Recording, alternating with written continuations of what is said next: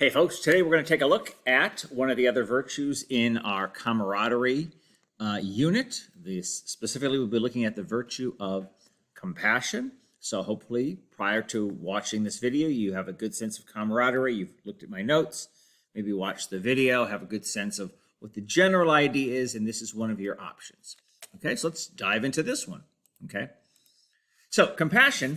First off, make sure you understand what compassion is, okay, and how it's related to camaraderie. So compassion actually comes from, it's a creation of two Latin roots back in the Middle Ages, okay? And if we look at the word here, compassion, the beginning, C-O-M, the prefix in Latin and a lot of English words like combine or community, have to do with, okay? Passus, okay, is the Latin word for to suffer, okay? That's what passus means in Latin. The original Latin was. So when in the Middle Ages, when they're putting together the word, they came up with the word compassion, which means to have to suffer with somebody, to share the suffering of other people. Okay, so compassion is not just being nice or friendly or polite. It's sharing the suffering of others in an attempt to lessen other people's suffering. That's important. Okay, so we're going to take a little dive into this word. But keep that in mind, because a lot of times people think compassion, they automatically just think it's just the same thing as being nice, which it is not. It's more than being nice, okay? So here's some distinctions. As I just said, do not confuse compassion with simply being nice or polite or kind or caring. Those are all related to compassion. They are synonyms, but they're not the same idea. So like we said, compassion is sharing in the suffering of others in a hope to lessen it, okay?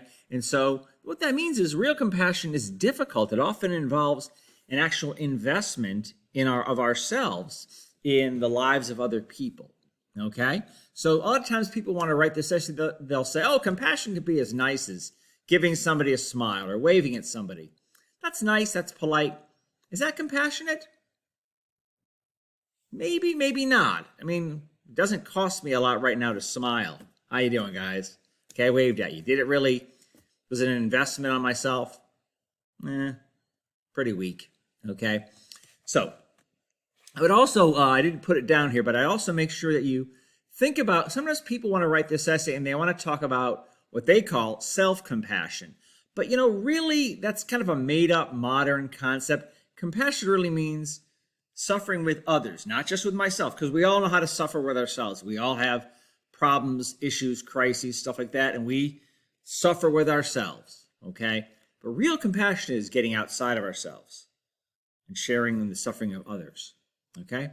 So keep that in mind. So let's look, once again, if you are looking at this essay from a personal standpoint, if you want to at least maybe have one paragraph of that, you can talk about maybe examples of you experiencing compassion in your actual life, either as somebody who gave or provided compassion to family members, friends, or maybe you received it. Maybe you've had crises in your life where somebody said, I'm going to share in your pain in order to lessen it, okay? And I would say, if you're going to pick these examples, be specific. Sometimes people want to write this essay and they'll say, last month, my friend lost her grandmother. I showed compassion to her. But they won't explain how. Like, what did you do? Okay? Was it just like, well, when they posted on Facebook that their grandmother died, I made a broken heart emoji and I sent that in. I don't know if that's really sharing in the suffering. If you said, well, Matt actually went over to their house, or I went to the funeral and I sat with them and I sat with my friend for 3 hours and she was crying and I talked to her and I just sat there and I was listening and I was just being there for support. That's a little bit more compassionate than saying, oh, I'm sorry, let me send you a quick little emoji that doesn't really involve any investment, okay? So if you're going to talk about providing or receiving, be specific, show rather than just tell. You might want to think about, how does compassion improve your life? Maybe, you know, if you've received compassion, how have people showing compassion to you actually made a significant benefit to you, okay? And if you've given it to other people, has it made you a better person or feel like you're more connected? And what are perhaps physical, or I say material or immaterial benefits of compassion in your life. So it could just be a sense of, if you have a lot of people around who sincerely are willing to suffer with you and go through hard times with you, you might say, I just feel like I'm more supported, and I know I always have a group of people who I can depend on, but be specific, okay? So if you want to pick 3 different areas of your life where you've had compassion or shown compassion, received it, positive, negatives, go ahead and do that, okay? If you only want to do 1, you could do that. And if you want to jump into the next couple sections like we've been talking about this semester, you can do that as well, okay? So think about in our community, in our society, okay, the world we live in, okay? What are examples we see of people showing real compassion to others, okay, where they're willing to suffer to alleviate or lessen the suffering of others? You can pick specific people you've seen from fiction, from history, from your own specific society, examples you've actually seen. If you live in a community, maybe a church group or something where there's a lot of compassion, people show it for one another, describe that, to show that, okay? You can even think about, and I wouldn't get too negative about this, but, think about a world without compassion, okay? And I would not write a whole paragraph talking about what the world would be like without compassion, because then it becomes kind of a litany of grievances.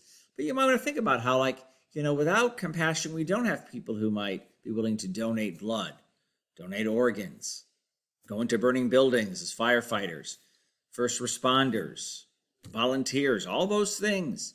But don't make the whole paragraph just a negative.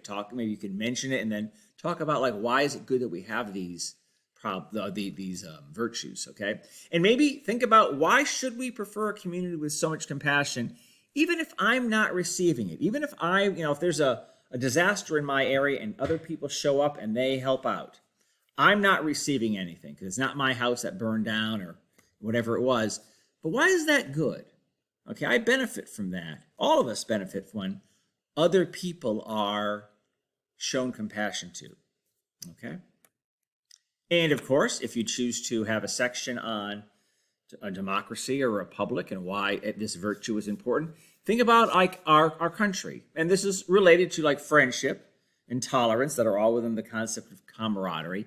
Why is compassion vital to a democratic society? So here's maybe a good way to think about this. We were talking at the beginning of the semester about a lot of the principle of a republic is the people of the country get to choose the direction and shape and scope of the country through our votes, through the organizations we join, through the way we participate in civil society. Why is that important?